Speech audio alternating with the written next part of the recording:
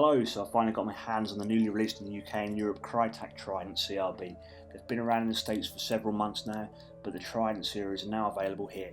There's four in the range, which are the SPD, the PDW, and this one the CRB, also the SPR. No Trident 47 or LMG yet, but I've heard a possible release date of Christmas 2015 for these.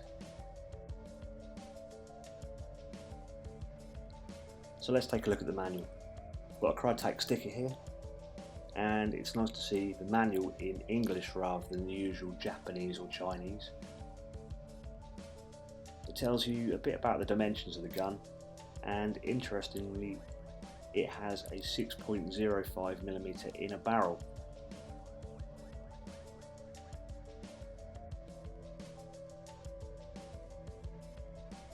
This must be the same manual that comes with the SPR2, as there's some dimensions and a bit of information about that.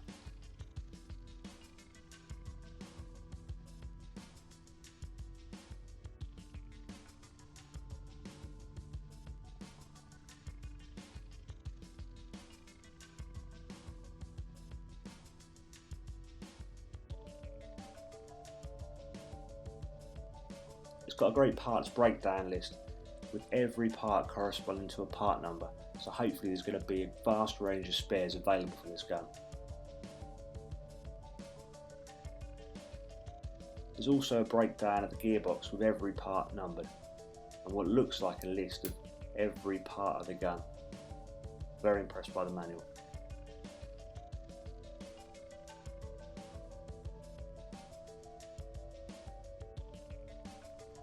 We've got the warranty service instructions card and the warranty card.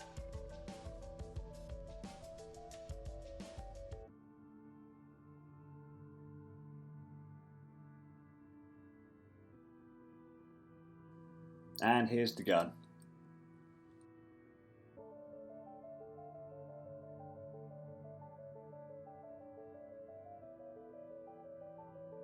It feels a lot lighter than I was expecting, but you can feel the quality in the build. It's mostly made of aluminium, unlike most other airsoft guns which are usually zinc alloy. It's got the Krytac logo engraved on the magwell, safe and semi all engraved in the aluminium.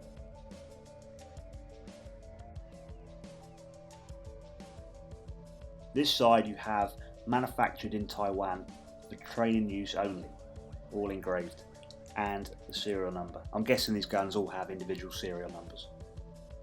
And etched on the rail is Defiance TR110.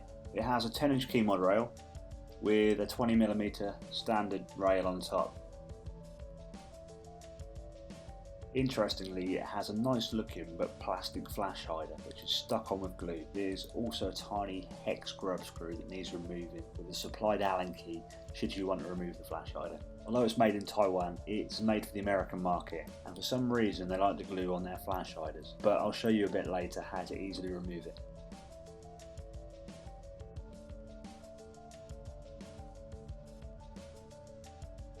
The ejection port cover clicks into place firmly, and the charging handle sounds lovely when pulled and gives a nice firm feel to it.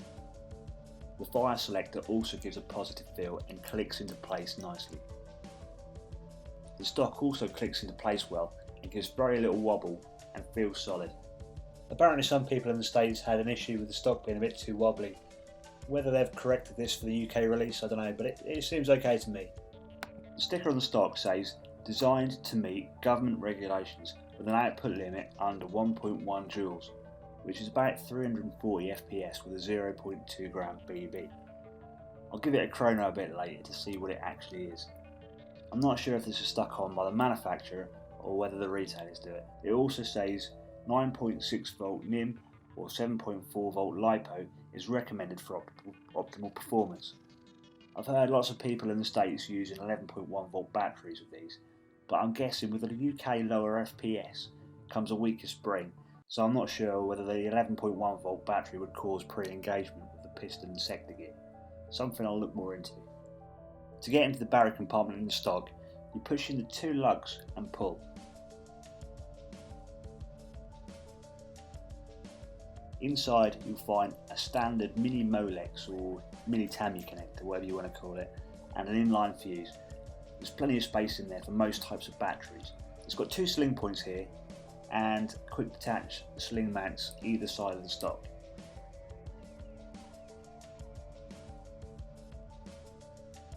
It comes with a standard M4 high cap mag.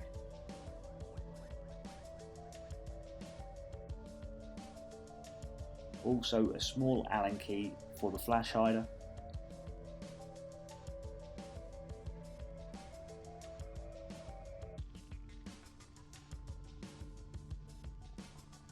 The battle sights are full metal and they've got a really nice weight to them and a really nice quality feel to them.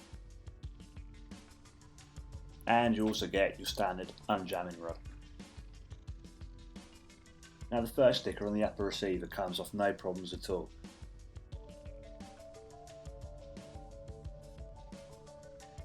But this one on the stock is another story. It's one of those pain in the arse type stickers that just don't peel off properly. You'll be left with a sticker backing which you'll have to pick off by hand.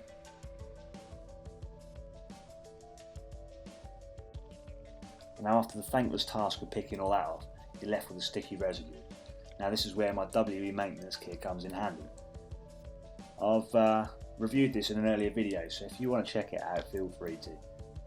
You take out the oil remover and spray a little on a dish sponge and give it a good scrub.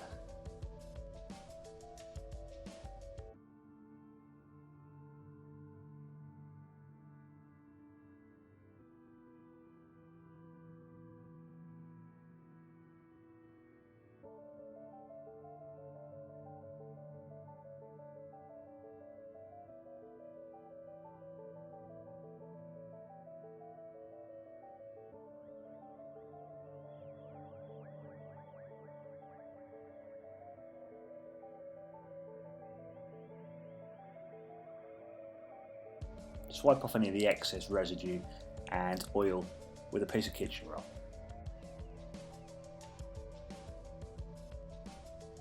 Okay, so I'll show you how to take this plastic flash hider off if you want to put your own silencer or flash hider on. There is a tiny grub screw just in there, which you can't really get to with the Allen key provided. So, best way to do it is take the rail off. Rail comes off very easily. There's 2 4mm Allen key holes there. So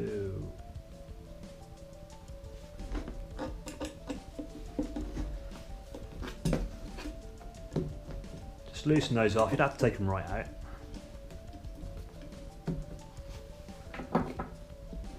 They've already been pre-loosened. I've already had it off, so they're going to be a bit tricky to remove, to loosen up from that.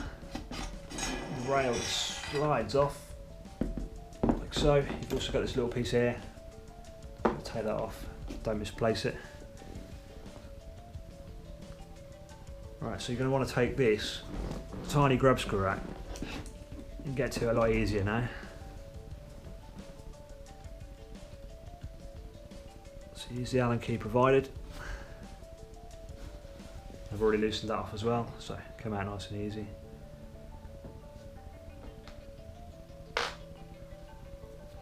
Now what you need to do is get a hairdryer and just heat it up, heat the flash hider up. You're not going to do any damage to it because the outer barrel is metal, but the flash hider is plastic. You're just going to heat it up for 5 or 10 minutes, all around the threaded area, which is the section here. And once you've done that, I've already done mine, but once you've done that, just get a spanner and you'll feel 2 flat bits. Just one side where the grub screw goes in and on the other side. And then get a spanner on it. And you should just be able to just undo it clockwise motion, in a clockwise motion, because it tightens counterclockwise. So undoing it is clockwise, and then it will just undo fine. And then, like I said, I've already done mine.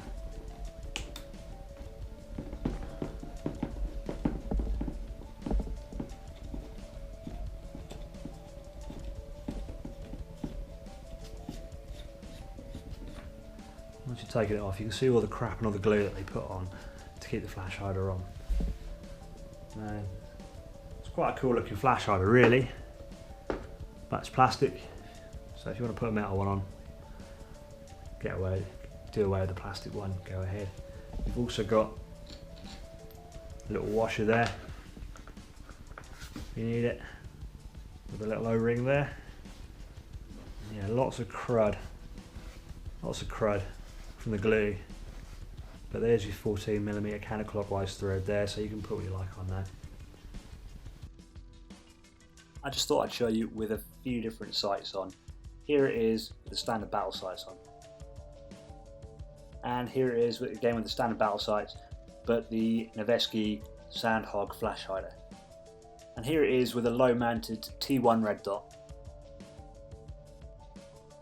This is the G&G 556 replica. And here it's got a replica Aimpoint Comp M2.